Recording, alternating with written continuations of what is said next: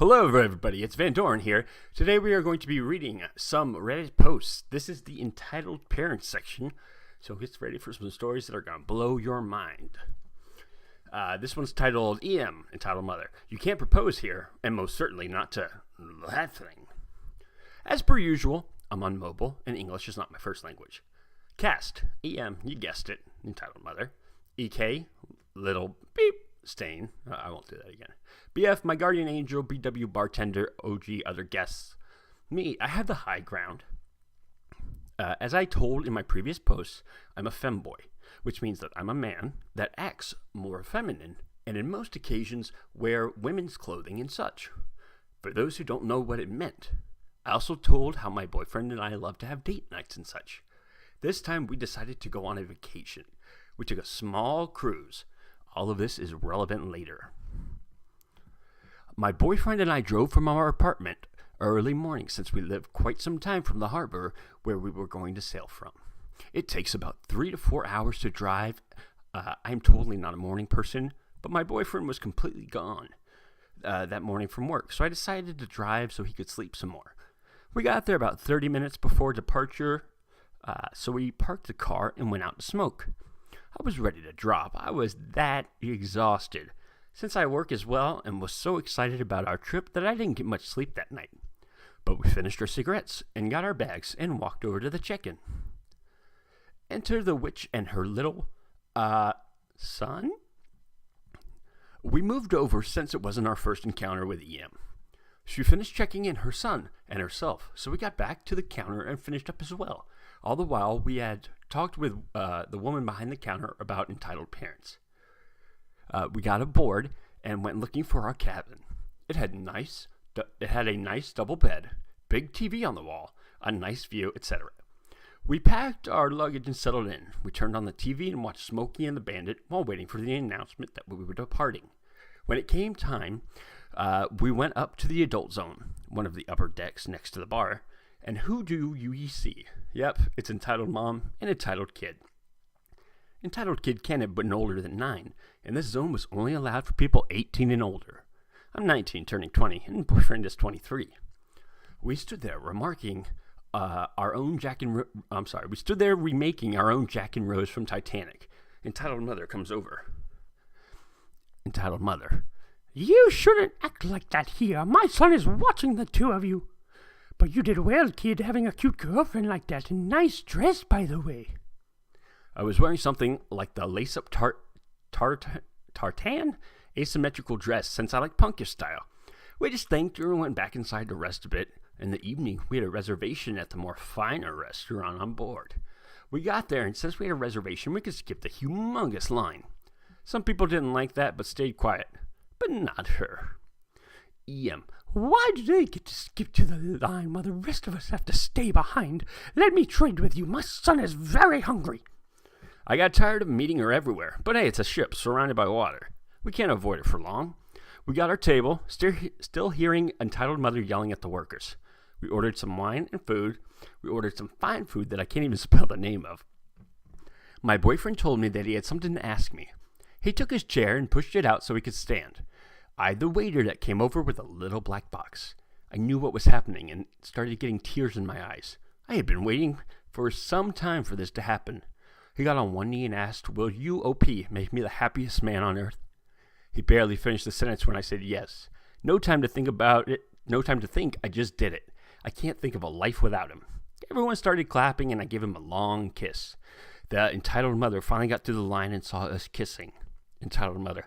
Can't you kiss your girlfriend somewhere else? My son is with me. Boyfriend. First of all, I just proposed and kissed to make it official. Second, that's not my girlfriend. That's my boyfriend. You could see all color disappear from her face. Entitled mother. How could you do that with children present? You should not do something like that at all. Blah, blah, blah. While she kept yelling, I noticed that something smelled like poop, and I couldn't see the little guy anywhere, until I looked down and there he was, trying to pull down my skirt to irritate or something. I quickly grabbed his hands and yanked him away from me. Remember how I said it smelled like poo? Well, it really hit the fan. Entitled mother. How dare you touch my baby? Like that, yes, I don't think she breathed at all during that sentence. And here we go.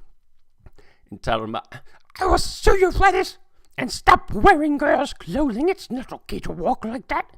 And all the usual homophobic stuff. My boyfriend was furious. He normally never lays a hand on anyone, but had I not seen it and stopped him, he would have slapped her into the next century. The woman saw what he was about to do and acted like he actually did it. With the employees... I lost my spot. Oh, sorry. And the OG looking at her. She got escorted out when we got our meal on the house. After resting in our cabin, we set out to find the bar. We heard there was live music and good drinks, so we had to try it. We found it after wandering for a while. We entered, ordered some beer, and sat down. We drank quite a bit and decided to dance as fiancés. And who brought the storm during my waltz? Yeah. Stop the music! It got quiet. Don't stop the music until these two leave. She started to sound like that typical homophobic priest while pointing at us all angry. The other guests looked at us and started debating on what kind of she was. Enter BW. Miss, I have to ask you to leave the bar. Why do we have to leave the bar while these two get to stay? First of all, you brought a kid that most certainly is not 18 years or older. Second, we do not tolerate homophobic abuse. And last, you're just a nasty person. You could almost hear her jaw drop to the floor as she looked for a response. She ended up leaving. Music started playing again, and we gave an extra big tip before leaving to our cabin for some cozy time. The rest of our vacation went pretty much without meeting her and her devil spawn again. We are getting married in August. Thanks for reading. Heart emoji. Wow, some people just, I don't know why they get so upset over other people's business.